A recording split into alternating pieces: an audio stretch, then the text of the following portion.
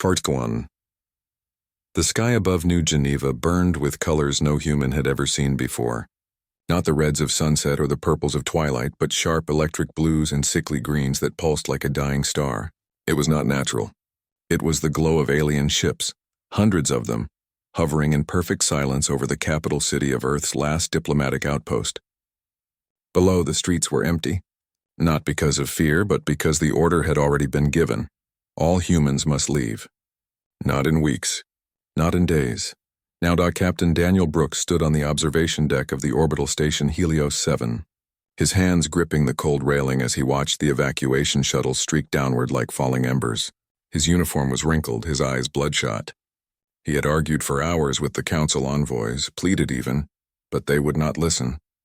Their verdict was final. Humanity was too dangerous, too emotional, too unpredictable. They called it a mercy to banish them rather than exterminate them. Daniel called it cowardice wrapped in protocol. The Galactic Council was made up of 7 ancient species, each older than human civilization itself. The Qatari, beings of living crystal who spoke in harmonic tones. The Zarathi, insect-like hive minds with razor-sharp logic. The Veln, gelatinous entities that floated in nutrient tanks and communicated through scent and light. To them, humans were children with fire in their hands, brilliant, yes, but reckless. They pointed to the Titan conflict, the Mars uprising, the Europa purge. Wars humans had fought not against aliens, but among themselves. "You cannot govern yourselves," the Qatari ambassador had said, voice chiming like broken glass. "How can you be trusted among the stars?" Daniel had no answer. He knew the history. He had lost his younger brother in the Martian civil skirmishes. He had seen cities reduced to glass by orbital strikes over water rights. But he also knew that humans rebuilt. They forgave. They learned. Or at least they tried. That counted for nothing in the council chamber. The vote was unanimous. Banishment. All human vessels were to retreat beyond the Perseus boundary, a line drawn through deep space that marked the edge of civilized territory. Cross it again and you would be destroyed on sight. Now the countdown had begun. Every human colony, every research station, every freighter within council space had 72 hours to leave or be seized. Families packed what they could. Scientists erased decades of data rather than let it fall into alien hands. Soldiers stood guard not against enemies, but against despair. Down on New Geneva's surface, Lisa Morgan worked frantically in a half-collapsed lab beneath the old university. At 26, she was already one of Earth's top propulsion engineers, though no one outside the system knew her name. She wasn't trying to save data or personal belongings. She was trying to save an idea, a prototype drive core that pulsed faintly in a magnetic cradle, humming with unstable energy. It was her life's work. A quantum fusion hybrid that could, in theory, fold space more efficiently than any known engine. The Council had outlawed such research, calling it reckless manipulation of cosmic constants. But Lisa believed it could give humanity a fighting chance out in the dark. She wrapped the core in thermal shielding, her fingers trembling not from fear but from exhaustion. Outside, a Zarathi patrol drone hovered past the broken window, its multifaceted eyes scanning for contraband. She held her breath until it passed. Then she slung the core into a reinforced case and ran. Meanwhile, on the frozen moon of Varel 9, far beyond the boundary but still within the Council's declared exclusion zone, Paul Carter sat alone in a dimly lit mess hall. Once a mid-level diplomat, he now led a ragged group of 300 exiles who had arrived weeks earlier, hoping to find shelter. Supplies were low. Morale was lower. 2 men had fought over a can of protein paste the night before. Paul broke it up with words, not fists. That was his gift. He listened. He remembered names. He made people feel seen, even when hope was gone. He stared at a cracked screen showing static from the last official broadcast from Earth Central. The signal cut out just as the announcer said, "All citizens are urged to remain calm and proceed to designated evacuation points." Calm. As if calm could feed a child or warm a shelter in 200-degree cold.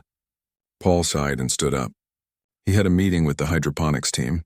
Their algae vats were failing. If they lost the crop, half the colony would starve before winter ended. Back on Helios 7, Daniel received his final orders. The station would be handed over to Qatari custodians in 6 hours. All remaining personnel were to board the last transport, the Wayfarer, and jump to the rendezvous point near the Helix Rift, a dead zone of space littered with ancient wreckage and gravitational anomalies. No one knew what waited there, but it was the only place the Council wouldn't follow. As he walked through the empty corridors, Daniel passed rooms where laughter once echoed, cafeterias, simulators, even a small chapel where crew members had married under Earth's distant sun. Now only silence remained. He paused at a viewport and looked back at New Geneva. The alien ship still hovered, unmoving, indifferent. They saw humans as a problem to be removed. They did not see the mothers singing lullabies in escape pods. They did not see the engineers jury-rigging life support from scrap. They did not see the quiet courage of people who refused to break, even when cast out. The Wayfarer launched just before dawn. Daniel sat in the command chair, not as a captain but as a survivor. Behind him, Earth's last light faded into the void. Ahead lay only darkness. But in that darkness something new would grow, not from anger, not from revenge, but from the stubborn, unkillable will to endure. And so, banished and broken, humanity sailed into the unknown, not as beggars but as seeds, waiting for the right soil, waiting for the chance to rise again. Part 2. 20 years had passed since the banishment, and the stars no longer felt like home. They were cold, distant, and full of silence. The humans who survived the first years of exile did so by learning to live in places no one else wanted. They built shelters inside hollowed-out asteroids, drilled into the crust of frozen moons, and patched together habitats from the wreckage of old freighters. There was no central government anymore, no Earth Command, no grand fleets, just scattered groups of people trying to stay alive. On the ice-covered moon of Varel 9, Paul Carter had become more than a leader. He had become a symbol. The 300 souls who arrived with him had grown to over 2,000. They called their settlement Haven. It was not much to look at. Domes made of salvaged hull plating, tunnels warmed by geothermal vents, and fields of glowing blue algae that fed them day after day. But it was theirs. Paul walked the tunnels every morning, greeting farmers, mechanics, teachers, and children by name. He remembered birthdays. He settled disputes with calm words, not weapons. People trusted him because he never asked for power. He simply carried it when no one else would. But survival was not enough. Paul knew that. He saw it in the eyes of the young ones who had never seen Earth, who only knew stories of green skies and warm oceans. They were growing restless. They wanted more than just to live. They wanted to matter. So Paul began sending out scouts, small ships with brave crews who mapped the dead zones beyond the Perseus boundary. They found ruins. Not human ruins, but older ones. Towers of black stone floating in empty space. Ships the size of cities long dead, their insides picked clean by time. And sometimes they found things that still worked. One such discovery changed everything. Far out near the Helix Rift, a derelict station spun slowly in the dark. It had no name, no signal, no power, just a faint heat signature that shouldn't have been there. Lisa Morgan, now in her late 40s, led the salvage team that boarded it. She had spent 2 decades refining her quantum fusion drive, testing it on jury-rigged shuttles, losing 3 prototypes to catastrophic meltdowns, but she never gave up. She believed that if humans could move faster and farther than anyone else, they could find safety, resources, maybe even allies. Inside the station, she found something better than fuel or food. She found knowledge. Buried in a sealed chamber behind layers of alien alloy was a data core unlike anything she had ever seen. It pulsed with soft light responding to touch. When she connected it to a human interface using cables she'd woven from scrap wire, the core activated. Holograms flickered to life, star maps, schematics, equations written in symbols that made no sense at first. But over weeks of study, patterns emerged. The core belonged to a species long gone, one that had mastered gravity itself. They didn't just travel through space, they bent it, folded it, rode its curves like waves. Lisa worked day and night, barely sleeping, barely eating. She translated the core's language with help from linguists back on Haven. Slowly, the secrets unraveled. The key was not raw power, but resonance. If you could match the frequency of space-time at a specific point, you could create a stable corridor. Shorter, safer, and faster than any jump drive the Council used. Lisa called it the Echo Drive. She built a small test model in the station's old lab. The first try failed. The second melted the floor. The third time, the shuttle vanished from one side of the rift and reappeared 10 light-years away, intact, cool, and silent. No radiation, no time lag, just pure clean transit. When she sent the results back to Haven, Paul read the report 3 times. Then he called a meeting of every settlement leader within 2 months' travel. They came in battered ships, their faces lined with years of hardship. Some doubted her. Some called it a trick. But when Lisa demonstrated the Echo Drive on a live feed, sending a probe to a star system no human had ever reached, they fell silent. That silence turned into action. Within a year, Haven became a hub of activity. Factories were built inside asteroid caves. Smelters ran day and night, turning space junk into hull plates. Engineers, once scattered across a dozen colonies, now worked side by side under Lisa's direction. They began constructing a new kind of ship, one designed not for war but for endurance, speed, and unity. It would carry not just weapons but labs, farms, schools, and archives of human history. They named it the Aegis Dawn, but building a ship was not the same as building a people. Not all exiles wanted to unite. Some groups had grown used to isolation. They feared that joining a larger force would mean losing their freedom. Others remembered the wars on Earth and worried that power would corrupt again. Paul traveled to each holdout settlement himself, not with soldiers but with offers of trade, shared tech, and mutual defense. He didn't demand loyalty. He offered partnership. Slowly, the pieces came together. A mining colony on Series 12 sent titanium. A research outpost near the Ghost Nebula shared medical advances. Even former rivals, like the hardened scavengers of the Razor Belt, joined after Paul promised them a voice in the new order. They called it the Terran Conquered. Not an empire, not a military. A promise no human left behind. Meanwhile, Daniel Brooks had not been idle. After the Wayfarer jumped into the rift, he had taken command of a small fleet of refugee ships. Over the years, he trained crews, mapped safe routes, and defended convoys from space pirates and rogue AI drones left over from ancient wars. He never sought glory. He simply ensured that every ship under his watch made it to safety. When word of the Concorde reached him, he brought his fleet to Haven without hesitation. He stood beside Paul and Lisa as the Aegis Dawn's skeleton rose in the shipyard. It was not beautiful like the sleek council vessels. It was rugged, layered, built to last. Daniel ran a hand over its hull and thought of all the humans who had died in the dark. Forgotten. This ship would carry their memory and their future. Out in the void, the Galactic Council heard rumors. Whispers of human activity beyond the boundary. Patrols reported strange energy signatures near the Helix Rift, but the Council dismissed them. Humans were broken, they said, scattered, gone. They could not possibly rebuild. Not in 20 years. Not without resources, allies, or hope. They were wrong. Hope was not gone. It had just gone quiet, and now it was learning to speak again. Not with shouts, but with engines humming, with hands building, with minds refusing to accept that exile was the end. The humans were no longer running.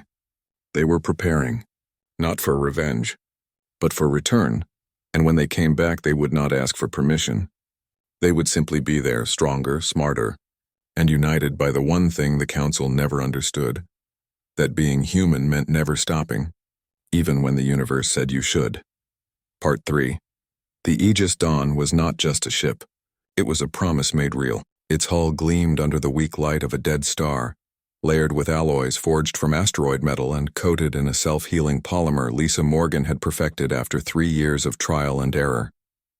Inside, corridors hummed with life. Gardens grew under artificial suns. Children learned history in classrooms that floated between decks. And in the heart of it all, the Echo Drive pulsed like a steady heartbeat, ready to carry them farther than any human had ever gone. But the Aegis Dawn was only the beginning. The Terran Conquered had grown. What started as a handful of settlements now spanned 17 systems. They traded, shared knowledge, and protected each other. They built shipyards inside gas giants' rings and power stations around black dwarfs. They were not rich in luxury, but they were rich in purpose. And that purpose had a name: sovereignty. Dr. Marcus Bell stood on the observation deck of the Concorde's Central Research Hub, orbiting the quiet world of EOS 5. He was not a soldier or a pilot. He was a materials scientist, thin and quiet, with eyes that missed nothing. For years he had studied alien ruins found in the outer zones, fragments of hulls, strange crystals, devices that still held charge after millennia. Most were useless, but some held secrets. One such find changed everything. Deep in the wreckage of a Zorathi scout ship left behind after a failed raid on a human mining outpost, Marcus discovered a shard of black ceramic that bent light around it. It was not cloaking tech. It was something deeper. When tested, the material responded to gravitational fields, reshaping itself to reduce drag, absorb radiation, even repair microfractures when exposed to solar wind. Marcus called it adaptive plating. Within months, they were growing sheets of it in bioforges, layering it onto every new Concorde vessel. At the same time, General Elena Ruiz drilled crews not in old Earth tactics but in something new. She had fought in the last Martian border wars and seen how rigid commands led to disaster. Her fleet trained in fluid formations, decentralized decision-making, and rapid adaptation. Every pilot, every engineer, every medic was taught to think like a commander. "The enemy will expect us to be chaotic," she told her officers. "We will be precise. The enemy will expect us to be emotional. We will be calm. And when they underestimate us, we will be ready." The conquered did not seek war, but they knew war might find them. So they prepared. They found more than just tech in the ruins. They found history, ancient records carved into stone or stored in light crystals, told of a time before the Council, a time when many species rose and fell, not because they were weak, but because they refused to change. The humans took that lesson to heart. They did not copy alien designs blindly. They improved them. They merged Zorathi energy grids with human efficiency. They combined Qatari harmonic shielding with Terran magnetic fields. Their ships were hybrids, born of exile, shaped by need and built to last. Lisa worked side by side with Marcus now, not just on drives, but on entire ship systems. They developed gravity manipulation thrusters that allowed vessels to turn in zero time, to hover over planets without burning fuel, to land on worlds with crushing atmospheres. They built reactors that ran on recycled plasma, needing only occasional top-offs from stellar winds. Every innovation made them less dependent on rare minerals or distant supply lines. They were becoming self-sustaining, and they were becoming visible. A council patrol near the outer edge of the Perseus boundary picked up an anomalous signal, a ship moving faster than physics allowed, vanishing and reappearing without the usual jump distortion. The report was filed, then ignored. But a month later, another signal appeared, then another. This time closer. The council's high monitor, a Veln elder named Quarrel, ordered a quiet investigation. A stealth scout was sent into the Helix Rift. It never returned. In truth, the Concorde had detected it the moment it crossed the rift's edge. Daniel Brooks, now Fleet Admiral, gave the order, "Disable, do not destroy." The scout was caught in a gravity net, its systems gently shut down by an EMP pulse tuned to its frequency. The crew, 3 Qatari diplomats, were treated with respect, given food, water, and a message. "We mean no harm," Paul Carter told them through a translator. "But this is our space now. Leave and tell your council we are not the humans they banished." The Qatari left in silence. But their report shook the council chambers. Still, pride ran deep among the elders. They refused to believe humans could have advanced so far. Some claimed it was a trick. Others said the humans must be working with a hidden power, perhaps the mythical Void Weavers, a species thought to be myth. None considered the simplest truth, that humans, left alone, had done what they always did. They built. Back on Haven, the Aegis Dawn prepared for its first true mission. Not war, not conquest, exploration. They would travel to the edge of known space, map the dead zones, and search for other exiles, other species the Council had cast out. If they found them, they would offer alliance. If not, they would claim the Void as their own. Elena stood on the bridge beside Daniel as the final checks ran. "They'll come for us eventually," she said quietly. "Let them," Daniel replied. But not today. Today was about hope. Today was about showing every child in the Conquered that the stars were not a prison. They were a home waiting to be claimed. As the Echo Drive charged, light rippled along the hull. The crew strapped in. The gardens dimmed. The ship's AI whispered a final systems check.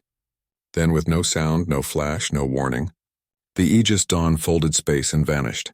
It reappeared 3 days later near the ruins of an ancient ring world, its surface covered in forests that had grown over alien cities. Scans showed breathable air, fresh water, and no signs of current habitation, a perfect colony site. Within a week, transports followed. Within a month, the first trees were planted by human hands. The conquered was no longer surviving. It was expanding. Not with guns, but with seeds. Not with threats, but with open hands. And every new settlement, every new ship, every new discovery whispered the same truth to the silent stars. We are still here, and we are not going anywhere. For your ear. The Galactic Council did not believe in ghosts, but the reports kept coming. Human ships, fast, silent, and unlike anything in their databases, were appearing near border systems. Not attacking, not demanding, just watching, mapping. Sometimes leaving behind small beacons that broadcast peaceful greetings in a dozen languages, including old Earth tongues no one had spoken in decades. The Council called it psychological warfare. They were wrong. It was an invitation. Ambassador Vexillarn of the Qatari was the first to speak up. She stood in the council chamber, her crystalline form shimmering with unease. "We dismiss them as broken," she chimed, her voice echoing off the obsidian walls. "But they have rebuilt. Not with rage, but with reason. Not with chaos, but with order. This is not the humanity we exiled. This is something new." The Zarathi delegate clicked his mandibles in dismissal. They are still emotional, still flawed. One fast ship does not make an empire. But Vexillarn knew better. She had seen the scouts' logs. The humans had disabled their vessel without harming a single crew member. They had offered water to beings who did not even drink. That was not weakness. That was control. Still, the council voted to do nothing, to watch, to wait. Arrogance was their oldest tradition. They did not know that the Terran Concord already knew every patrol route, every sensor blind spot, every relay station along the Perseus boundary. Captain Daniel Brooks had spent years sending out stealth drones, tiny, dark, powered by cold fusion, hidden in asteroid trails and comet tails. They recorded everything. Ship movements, communication frequencies, shift changes. The Conquered did not need to guess. They knew. General Elena Ruiz studied the data in her war room aboard the Aegis Dawn. Maps glowed on the walls, lines connecting systems like veins. "They think the boundary is a wall," she said to her staff. "But it's just a line on a map. And lines can be crossed." She wasn't planning an invasion. She was planning a demonstration. A show of strength so precise, so clean, that even the Council could not call it aggression. The target was Kestros. Kestros was a mining colony on the far edge of Council space, rich in rare metals. It was run by the Zarathi, who used enslaved labor from smaller species to dig deep into the planet's crust. The humans had intercepted distress signals from those workers for years. Now they had a chance to act. The operation began at dawn local time. 3 Concord frigates, sleek, black-hulled, coated in Marcus Bell's adaptive plating, dropped out of fold space just beyond Kestros's moon. No alarm sounded. Their gravity thrusters left no exhaust. Their hulls absorbed radar like shadows. They moved like ghosts. On the surface, Zarathi overseers patrolled the mines with stun prods and neural whips. The workers, thin, exhausted beings from the Gal system, huddled in tunnels, dreaming of freedom. Then the lights went out, not just the lights. Every Zarathi comms tower, every drone, every weapon system shut down in perfect sequence. Not destroyed. Disabled. The Concord had hacked their network using a virus hidden in an old maintenance update, one they'd planted months ago through a fake salvage drone. Within minutes, the entire colony was blind. Then the conquered ships landed, not with soldiers storming gates, but with medics and engineers. They opened the worker barracks, handed out food and water, and activated portable translators. "You are free," they said. "We are taking you home." The Gal wept. Some knelt. Others simply stared, unable to believe kindness existed in the universe. The Zarathi command center tried to fight back, but their weapons refused to charge. Their ships would not launch. By the time they realized what was happening, the Conquered was already lifting off, with every enslaved worker aboard, and not a single shot fired. They left behind a message carved into the main control tower in 7 languages. No one should be owned. News of Kestros spread like fire. The council was furious. The Zorathi demanded immediate military action, but other species hesitated. The Gal delegation, long silent in council sessions, stood and thanked the humans. The Veln elders whispered among their tanks. Even some Qatari began to question the old verdict. Back on Haven, Paul Carter watched the reports with quiet satisfaction. "We didn't go to war," he told Lisa Morgan. "We went to justice." She nodded, her eyes on a new schematic. The Echo Drive was being upgraded again. Soon they could jump across entire sectors in a single pulse. But the real victory was not in Kestros. It was in the silence that followed. The Council did not send a fleet. They did not declare war. They held emergency sessions behind closed doors. Rumors flew. Some species wanted to negotiate. Others feared human power was growing too fast. The unity that once held the Council together was cracking. Daniel knew this was the moment. Not to strike, but to speak. He ordered the Concord fleet to gather near the old Earth outpost, now a ghost station under Qatari guard. They did not attack. They simply appeared. Dozens of ships, clean, quiet, in perfect formation. Then they broadcast a single message on all frequencies, clear and calm. "We do not seek conquest. We seek recognition." The message repeated for 12 hours. Then the fleet vanished as suddenly as it came. On the Council homeworld of Xylos Prime, panic turned to debate. Vexlarn argued that humanity had earned a place at the table. The Zorathi called for annihilation. The Veln remained silent, their thoughts unreadable. But outside the chamber, something new was happening. Smaller species, those who had suffered under Council rule for centuries, began sending secret messages to the conquered. Trade offers, alliance requests, pleas for help. The humans had not won with weapons. They had won with restraint, with mercy, with the simple, terrifying idea that strength did not have to mean cruelty. And as the stars turned, the old order began to tremble. Not from fear of invasion, but from the dawning truth that the galaxy was changing, and humanity was no longer its outcast. They were its future. Part 5. The galaxy did not change overnight, but it began to bend.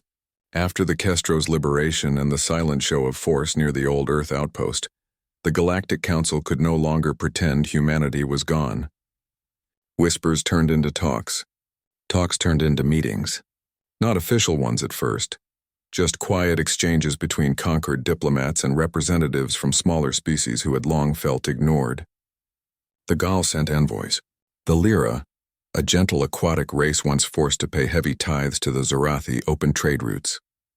Even a few Qatari scholars requested access to human archives, curious about how a species so young had achieved so much in so little time. Paul Carter led the diplomatic efforts from Haven. He did not wear a uniform or sit on a throne. He met visitors in simple rooms with real plants and warm light. He listened more than he spoke. When the Gal asked how they could repay the conquered, he simply said, "Help someone else when you can." That answer spread. It became a kind of quiet motto among the outer systems. Meanwhile, the conquered kept building. Not just ships, but schools, hospitals, and data hubs where knowledge was shared freely. Lisa Morgan's Echo Drive was now standard on every vessel, and new models could fold space with such precision they could drop a probe into a planet's atmosphere without disturbing a single cloud. Marcus Bell's adaptive plating had evolved into full environmental shells, ships that could land on molten worlds or drift through radiation storms and emerge unharmed. Elena Ruiz trained a new generation of officers who saw defense not as domination, but as protection. And Daniel Brooks, though he rarely left the Aegis Dawn, became a symbol of calm resolve. A man who had seen the worst of exile and still chose peace. The Council watched all of this with growing unease. The Zorathi pushed for war, but their voice was weaker now. Too many species had seen what the Concord did at Kestros. Too many had received aid during solar flares or asteroid strikes without being asked for anything in return. Even the Veln, usually unreadable, began shifting their nutrient currents in patterns that old observers said meant cautious interest. Then came the offer no one expected. A neutral world named Aurea 7, once a trade hub before the Council banned human presence, invited both the conquered and the Council to a summit. Not to negotiate surrender, not to demand obedience, but to talk as equals. The Council elders argued for weeks. Some refused to attend, but Vexlarn, now one of the most respected voices in the chamber, insisted. "If we do not face them now," she chimed, "we will face them later on their terms." The summit took place in a dome built over a calm sea. Humans arrived not in warships but in a single vessel, the Aegis Dawn, its weapons powered down, its hull clean and bright. Paul Carter walked onto the platform first, followed by Lisa, Marcus, and Daniel. They wore simple gray uniforms with no medals, no ranks displayed. Just the Concord emblem, a circle with a rising sun inside. The council delegates arrived in shimmering transports, their forms strange and varied. The Zarathi clicked their claws. The Qatari glowed softly. The Veln floated in glass spheres filled with blue fluid. For a long moment no one spoke. Then Paul stepped forward. "We are not here to ask for forgiveness," he said, his voice steady. "We were not wrong to be cast out. But we are not the same people we were. We built something new, not to replace you, but to stand beside you if you'll have—" Yes, silence followed. Then Vexlarn rose. "The council once called you reckless," she said, "but you have shown more restraint than we ever did. You could have taken Kestros. You did not. You could have attacked our patrols. You did not. You could have demanded revenge. You did not. That is not recklessness. That is wisdom." The Zarathi delegate hissed, but no one backed him. One by one, the other species voiced support. Not full trust, not yet, but a willingness to try. By the end of the summit, a new agreement was signed. The banishment was lifted. The Perseus boundary was dissolved. The Terran Concord would be recognized as a sovereign power, with a seat in the council chambers. Not as petitioners, not as subjects, as equals. The news traveled faster than any ship. On Haven, people gathered in the central dome and cheered, not with rage, but with tears. Children who had never known Earth now knew they belonged to something larger. On distant outposts, miners and farmers and teachers paused their work and looked up at the stars, no longer as a prison, but as a home they had earned. In the months that followed, the Conquered did not gloat. They did not expand aggressively. They opened their archives to all who asked. They shared Echo Drive schematics with species that promised peaceful use. They helped rebuild damaged colonies, even those that had once supported the banishment. Their strength was clear, but their kindness was clearer. Daniel stood once more on the observation deck of the Aegis Dawn, now docked at a newly built Concord Council joint station. He thought of the day the alien ships darkened New Geneva's sky. He thought of the cold years in the void, the fear, the loss, and he thought of Lisa's first working drive, Paul's quiet words, Elena's steady hand, Marcus's endless curiosity. Ordinary people. Flawed, yes, but never broken. The empire they built was not made of thrones or conquest. It was made of second chances, of people who refused to be defined by their worst moments, of a species that, when cast into the dark, did not curse the stars, but learned to sail among them. And as the Aegis Dawn prepared for its next mission, not to war, but to explore a newly opened sector beyond the old maps, Daniel smiled. Not because they had won, but because they had finally been seen, not as a threat, not as a mistake, but as humans, and that was enough.